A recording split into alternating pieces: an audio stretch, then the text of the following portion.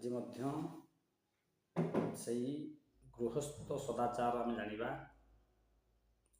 ସାଧାରଣତଃ ଆମ ଘରମାନଙ୍କରେ ଈଶାନ୍ୟ କୋଣରେ ଠାକୁରଙ୍କୁ ସ୍ଥାପିତ କରାଯାଏ।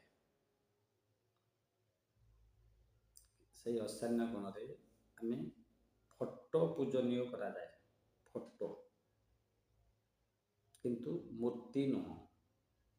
କେତେ କ୍ଷେତ୍ରରେ ମୂର୍ତ୍ତି ମଧ୍ୟରେ ପୂଜା କରାଯାଉଛି, କରିପାରିବେ, କିନ୍ତୁ କେତୋଟି ବାସ୍ତୁର ଗାଇଡ଼ଲାଇନ୍ ଅନୁଯାୟୀ କରିପାରିବେ।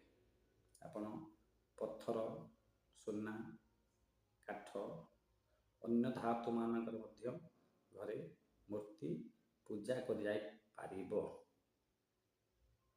କେମିତି ପୂଜା କରିବେ ନା ଏକ ଆଙ୍ଗୁଳିରୁ 9 ଆଙ୍ଗୁଳି ମଧ୍ୟରେ ଆପଣ ମୂର୍ତ୍ତି ସ୍ଥାପନା କରିପାରିବେ। ଯଦି ତାଠାରୁ ଉର୍ଦ୍ଧ୍ୱ ମୂର୍ତ୍ତି ହୁଏ ନା, ଘରର ଅମଙ୍ଗଳ ହୁଏ। ଏବଂ ସବୁଠୁ ଗୁରୁତ୍ୱପୂର୍ଣ୍ଣ ଜିନିଷ ହୁଏ, ଆମେ ଅନୁଭବ କରିଛନ୍ତି ବା ଜାଣିପାରିବା। ଯଦି 9 ଆଙ୍ଗୁଳିରୁ ଉର୍ଦ୍ଧ୍ୱ ମୂର୍ତ୍ତି ଘରେ ପୂଜା କରାଯାଏ, ସେ ଘରରେ ସନ୍ତାନ ସନ୍ତତି ଆସିବା ବିଳମ୍ବ ହୁଏ ଏବଂ କଷ୍ଟସାଧ୍ୟ ହୁଏ। ଗୃହୀମାନଙ୍କର ସନ୍ତାନ ସୁଖ ମଧ୍ୟ ମନରୁ ଲିଭି ଯାଇଥାଏ।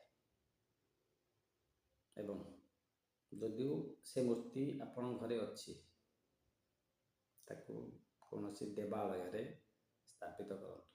ସାଧାରଣତଃ ଘରେ ଗୋପାଳଙ୍କର ମୂର୍ତ୍ତି କିମ୍ବା କୃଷ୍ଣଙ୍କ